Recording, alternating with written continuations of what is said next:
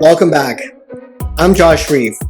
Today we are starting a new 4-part series by special request on the 4 stages of momentum: formulation, concentration, momentum, breakthrough. And I'm excited about this one because this is the kind of topic that deserves more than one quick overview. A lot of agents hear the word momentum and they think it just means things are finally working. The phone is ringing, the leads are coming in, the deals are moving. The confidence is building, but momentum is not one moment. Momentum is a process, and if we do not understand the process, we can get discouraged in the middle of it. We can think we are failing when really we are just in one of the earlier stages. So in this series, we are going to slow it down, one stage at a time, one episode at a time. Today is part 1, formulation. And formulation is where we build the plan before momentum shows up. This is not the stage where everything is moving yet. This is not the breakthrough. This is not the big result. This is not the closing table. This is the stage where we stop drifting and decide where we are actually going. The analogy I want to use today is a flight plan.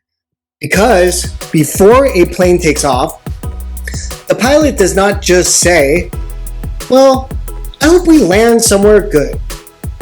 There is a destination. There is a route. There is fuel. There is weather. There are instruments. There are checkpoints. There is weight that can come on the plane and weight that cannot. That is what formulation is. Formulation is where we file the flight plan before momentum ever leaves the runway.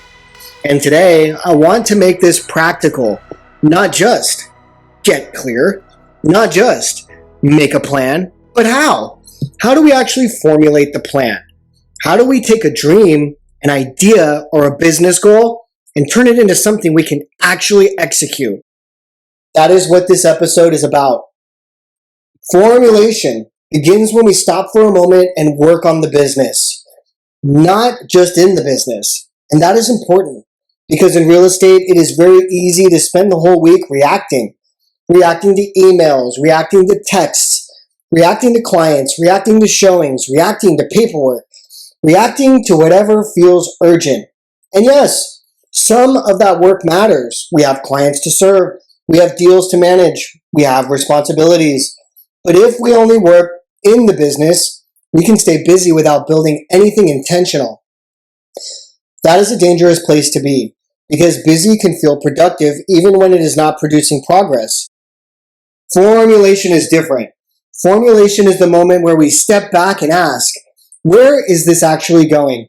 What am I trying to build over the next 12 months? What is the 90-day flight plan that moves me in that direction? That distinction matters. The 12-month vision gives us the bigger destination, but the 90-day plan gives us the route where we are going to fly right now. We do not need to solve the entire year today, but we do need to know what the next 90 days are supposed to produce. That is how we stop drifting. That is how we stop confusing motion with progress. That is how we begin to formulate a real plan. But before we build the 90-day plan, we need to know the 12-month destination because a flight plan starts with where the plane is going. Not vaguely, not generally, not somewhere better, an actual destination. And in business, a lot of agents skip this. We say things like, I want more deals. I want more listings. I want more consistency. I want more money. I want more confidence. I want more freedom. And I understand that. I have said those things too. But more is not a destination. More is a feeling. And a feeling is not enough to build a plan. So the first question is, what do I want this business to look like 12 months from now? How many deals? How many listings? How much income? What market do I want to be known in? What type of client do I want to serve? What part of my business needs to become stronger? What would make me look back 12 months from now and say, I really built something? And once we know the destination, we can begin to reverse engineer the next 90 days. Because we are not trying to build a random 90-day plan. We are trying to build a 90-day plan that moves us toward the 12-month vision. That is very different. Now, once the destination is clear, the next step is defining your 1 to 3 primary goals for the next 90 days. Not 10 goals, not 20 goals, 1 to 3. And honestly, 3 is the ceiling, not the starting point. Because if everything is important, then nothing is important. And this is where a lot of us get scattered. We want more listings, more buyers, more content, more referrals, more visibility, more systems, more follow-up, more everything. But formulation requires focus. So ask yourself, what is the most important area of my business to improve right now?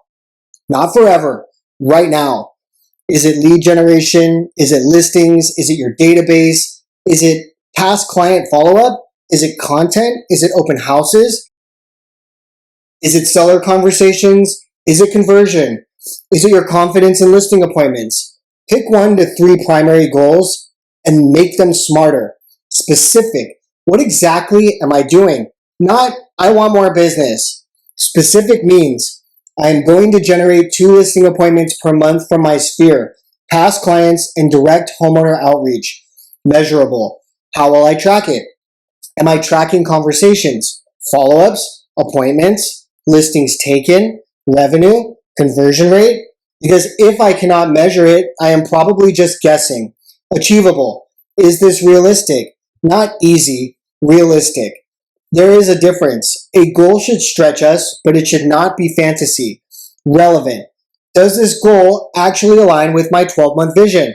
If I say I want to become a stronger listing agent, but my 90-day plan has no seller conversations in it, that is not relevant. Time bound. Can this be completed or meaningfully measured in 90 days? I like 90 days because it is long enough to build traction, but short enough to create urgency. Emotional. Why does this matter? This is the part people skip. Why do I actually care? Is it freedom? Is it stability? Is it taking care of my family? Is it proving to myself that I can follow through? Is it building a business I am proud of? The emotional reason matters because discipline gets tested. And when discipline gets tested, we need to remember why the goal matters. And finally, rewarded. How will I celebrate when I hit the milestone? Not in a reckless way, in a meaningful way. Maybe it's a dinner. Maybe it's a round of golf. Maybe it's a quiet day off. Maybe it's buying something that reminds you that you kept your word to yourself. The reward matters because we are training ourselves to recognize progress. That is formulation. 1 to 3 primary goals. Specific, measurable, achievable, relevant, time-bound, emotional, rewarded. Now the plan has shape. Now the destination is not vague. Now we know what we are actually building. Once we define the goal, the next step is to break it down. Because 90 days can sound simple when we say it quickly. But if we do not break it into phases, we can lose focus before we ever really start. So I like to think about the 90 days as 3 separate 30-day blocks. Days 1 through 30, days 30 through 60, days 61 through 90. Each phase has a job. The first 30 days are the foundation. This is where we gather the data, build the assets, clean up the systems, and set up tracking.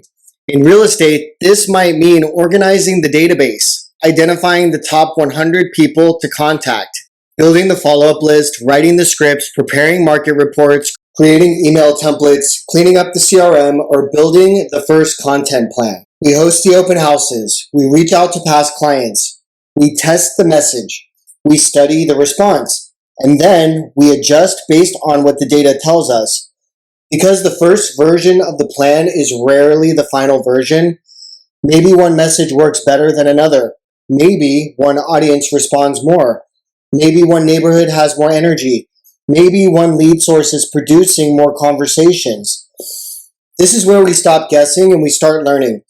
The third 30 days are scaling and finalizing. This is where we double down on what is working. If one lead source is producing, we give it more focus.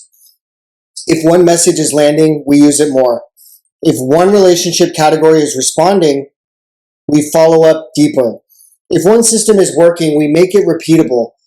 The goal by day 90 is not just to say I tried something. The goal is to know what worked, what did not work, what needs to continue, and what can become part of the business going forward. So the 90-day flight plan looks like this. Days 1 through 30, foundation, build the runway. Days 31 through 60, execution and tweaking, fly the route and read the instruments. Days 61 through 90, scaling and finalizing, double down on what is working. Now the plan has rhythm. Once the 90-day goal is broken into 30-day milestones, the next step is to break those milestones into weekly actions, because a 30-day milestone is still too big if it does not tell us what to do this week. And this is where a lot of plans fall apart. We write the goals, we write the milestone, but Monday morning comes and we are still asking, what should I do today? That is not a plan. That is a wish with a nice headline. So in formulation, guys, we bring the plan all the way down to weekly action.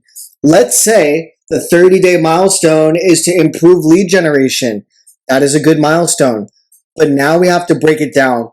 Week 1, choose the lead source, define the target audience, write the message, decide who we are going to reach and why they would even care.